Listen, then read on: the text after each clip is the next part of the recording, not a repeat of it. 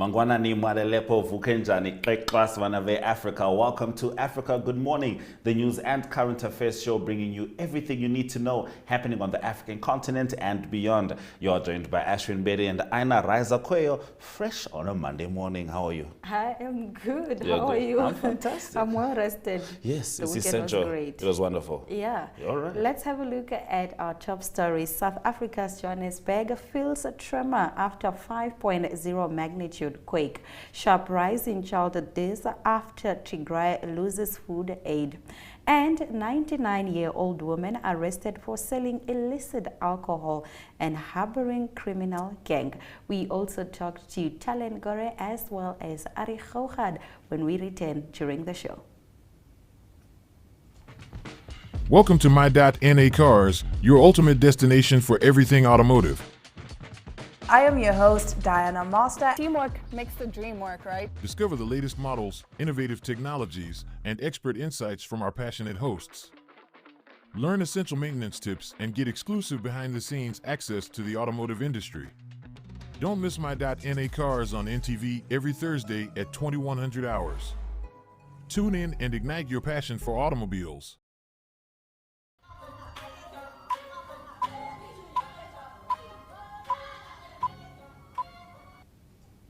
In our top stories this morning, South Africa's Johannesburg feels a tremor after 5.0 magnitude quake.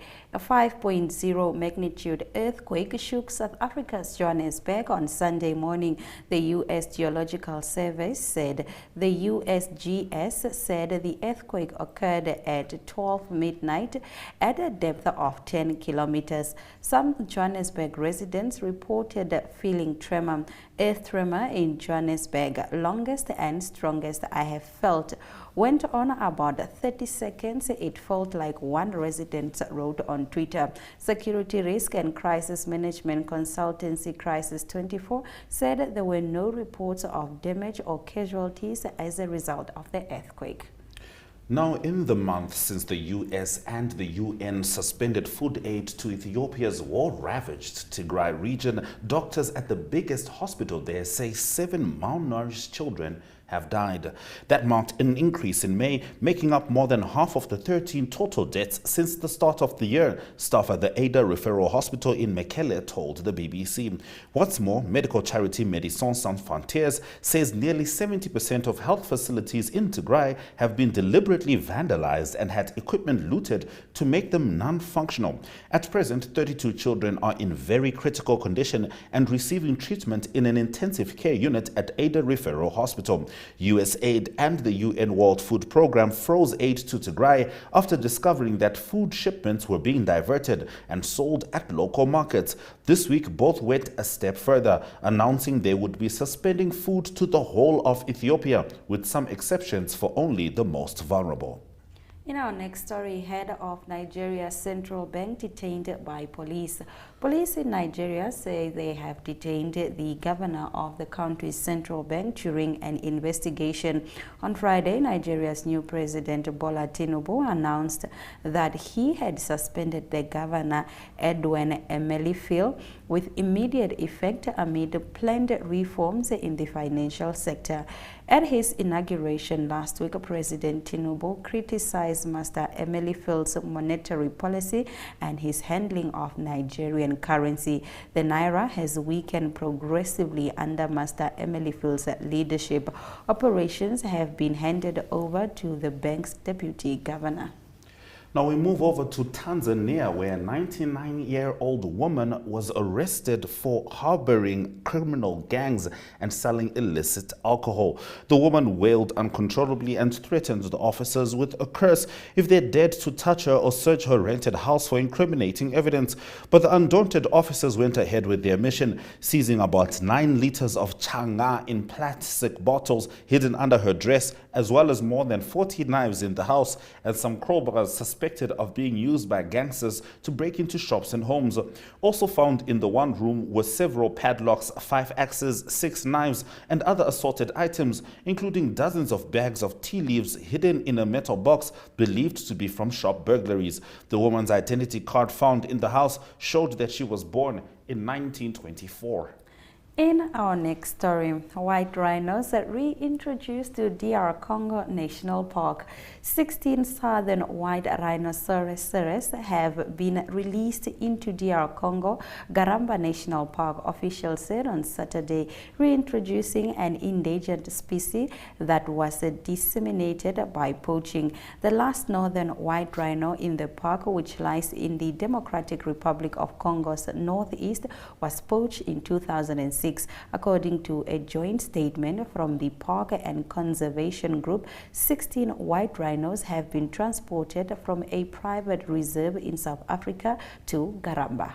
That brings us to the end of our top stories on Africa. Good morning. Now, we all love pap. In some places it's known as ugali, that's in Tanzania, in Shima, in Zambia, sadza in Zimbabwe, where we'll cross over because a man who claims to be the strongest man in Zimbabwe eats 2 kilograms of pap a day. Stay with us.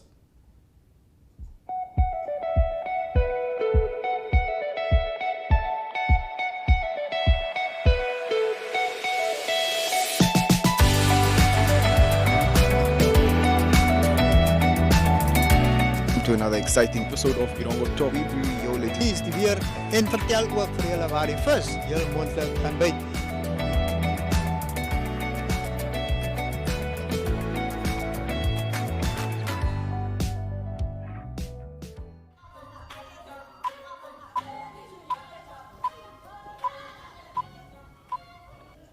Now we're crossing over to Zimbabwe to have a conversation with Talent Gore as she lets us know the latest news on the ground, starting with the Court ordering a review of the steep nomination fees. Talent Wamukase, please take it away. Africa. So the Constitutional Court has ordered Parliament to review Statutory Instrument 144 of 2022, which drastically increased the nomination fees for candidates seeking to run for public office in the August 23 elections. The Court, benched by Deputy Chief Justice Elizabeth Kwaunza, ruled that Parliament had breached the Constitution by not looking at whether the statutory instrument was in contravention of the Constitution before passing it. The court also ordered Parliament to review the SI by June 16. The ruling comes at a time when a leader of the Nationalist Alliance Party filed an application at the court arguing that Parliament had failed to fulfill its constitutional obligation to consider whether the SI was in contravention of the Constitution. In his arguments, Hove is saying that the Constitution tasked Parliament to examine all statutory instruments before they are gazetted, and he believes that Parliament did not actually review, or rather they did not actually examine the statutory instrument, but rather they just passed it without actually examining it. All right, Talent. Now, in your next story, let me just start by saying I cannot even finish a plate of pap. But you can cook. Unlike me, Zimbabwe's strongest man eats 2 kilograms of pap. Tell us about this. Yes, apparently on Saturday, arguably Zimbabwe's strongest man, because we haven't seen anyone like him, he pulled a 56-ton wagon at the National Railway Station of Zimbabwe, and he also ate 2 kgs of pap and 2 kgs of meat. He also said that he eats 56 bananas per day, and he also told the media that he has a family and his family is okay with whatever he's doing. Apparently he's saying that there's a sport like that. I'm not really sure as to if there is a sport like that whereby there is. Oh yeah, so he said that there's a sport like that and he would like to compete in the United States and other countries. So for now, he's actually practicing for that. Last year, but one, he pulled a 30-ton truck apparently he put two 30-ton trucks last year, and he's just getting better and better. He said that he wants to compete in America and the Western countries in that sport. So he's going to be showing people what he actually does. He actually ate the 2 kgs of sadza and 2 kgs of meat in front of people. And he finished it all. And some people are saying it's not normal because some of us, we can't even finish a fist of sadza, but him is eating 2 kg, 2 kgs of pap. Yeah, no, 2 kgs is a strong ask. Look, I love pap. I can have sadza for breakfast, I promise you. But 2 kgs, that requires some substantial strength. Now, you mentioned the family being okay with him taking this, because that's a question you'd ask in Zimbabwe, given the economy. And now the Consumer Council of Zimbabwe is saying the Zimbabwean family actually needs $1 million in order to survive the month. I assume we're talking Zimbabwean dollars. Yes, I'm talking about Zimbabwean dollars. So the Consumer Council of Zimbabwe says that a family of 6 now requires 1 million Zimbabwean dollars a month to survive, up from 275,000 in April, reflecting the depth of the Zim dollar's crash and resultant in price hikes. Apparently, $1 million is approximately around 250 United States dollars. As you all know, the Zimbabwean dollar has been hit by inflation, and Zimbabwe is now caught up in the vortex of a rapidly weakening currency, rising inflation, price hikes that have left workers facing low wages as their earnings are being eroded by inflation. Yesterday, the Zimbabwean dollar further crashed to 3,555 official rates from 257 against the United States dollar. So what this simply means is that $1 US is equal to 3,555 Zimbabwean dollars. And we also find out that the rate is going up each and every day. Today we're going to find a different rate. So it's quite sad. And now a family of 6 now requires 1 million Zimbabwean dollars for a month for basic commodities and basic foodstuffs. Truly worrying, and I wonder if that will be reflected, in the decisions Zimbabweans make when they go to elections on August the 23rd. Thank you very much, Talent, for bringing us the news stories from the House of Stone. You're welcome, and thank you very much for having me. It's always good having you on Africa Good Morning. There's a reason we love this show. It's because Africa Good Morning decentralizes African news. Now, the Eastern African bloc is decentralizing trade as they have removed 10 trade barriers in their community. We'll be talking about that as we head into economic news after the break. Take a load off and tune into another episode of Brave Namibia as we take a look at both ordinary and extraordinary Namibians.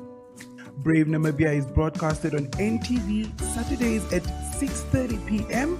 and oneup2.com, as well as broadcasted on the following Facebook platforms on Wednesday at 5:30 p.m.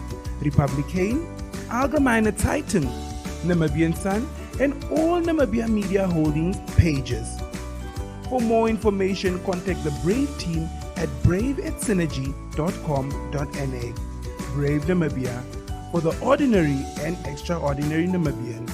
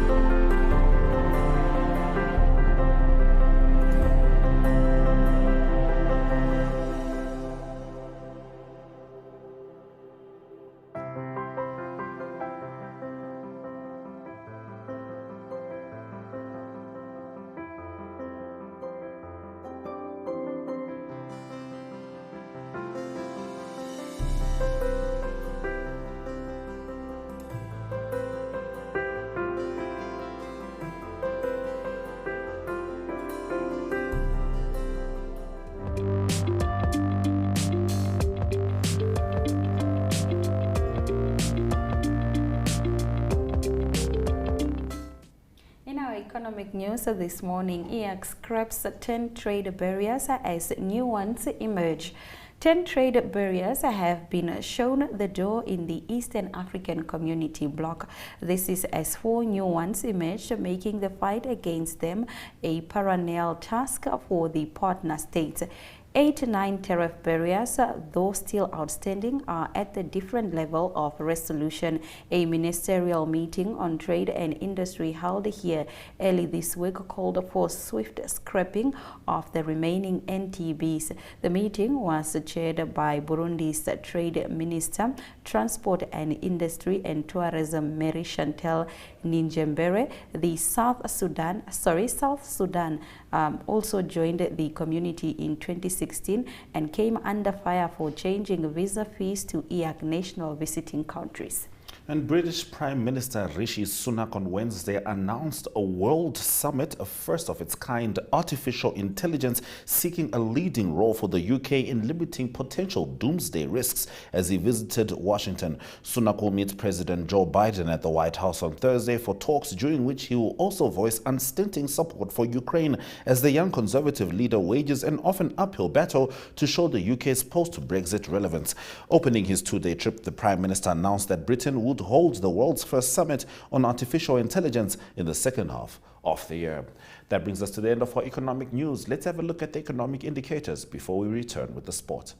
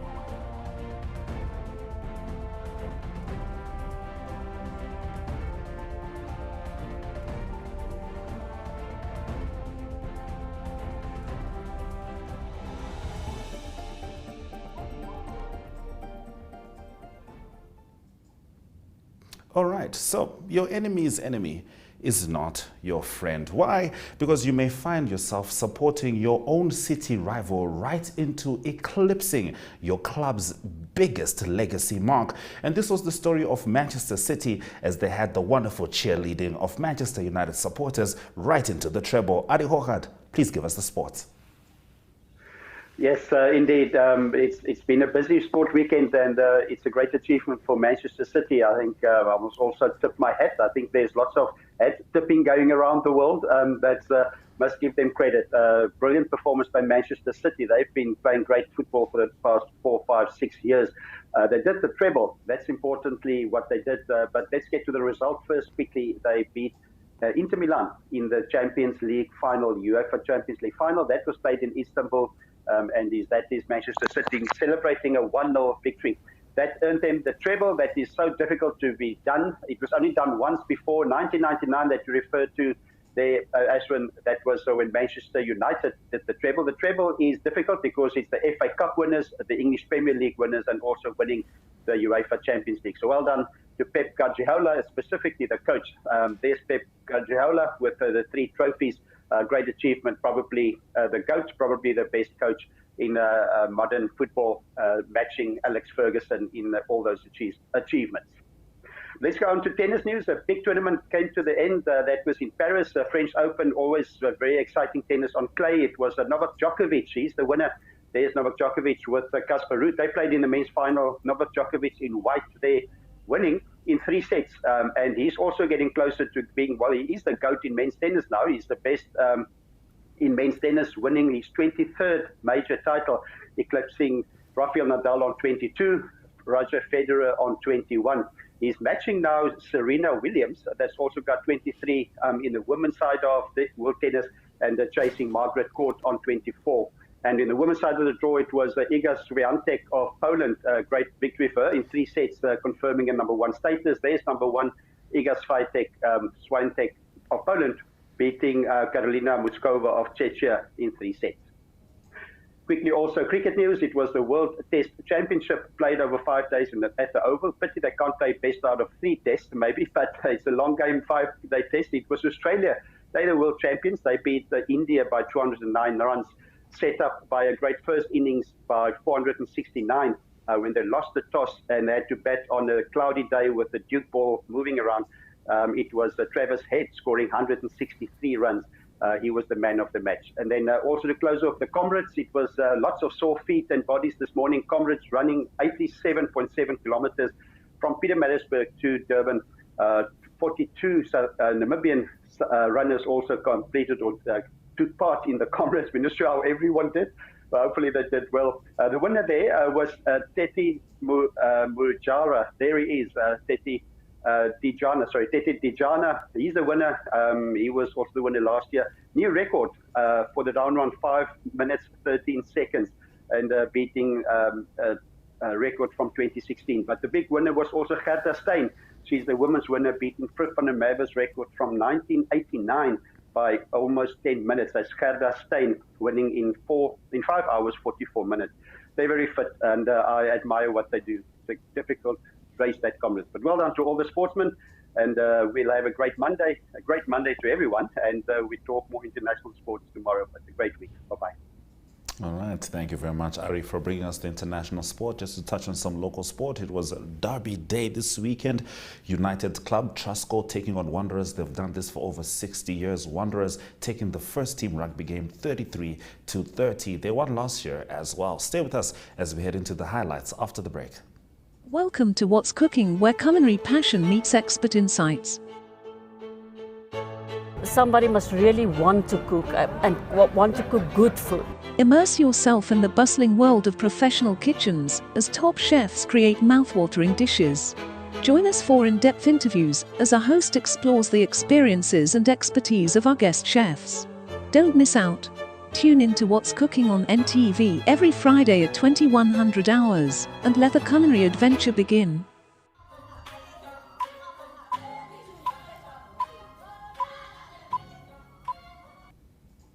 Let's get into the highlights from this morning's broadcast. South Africa's Johannesburg feels tremors after 5.0 magnitude quake. Sharp rise in child deaths after Tigray loses food aid. And head of Nigerian central bank detained by police. EAC scraps 10 trade barriers as new ones emerge, and that's in economic news. Those have been our stories. We thank you very much for watching our show this morning. We will be back tomorrow, same time, same place. Please be reminded that Africa Good Morning screens on DSTV channel 285 as well as GoTV channel 25, and that we welcome your remarks. You can post them on our Facebook and Twitter pages. On that note, it's all our love and all our light.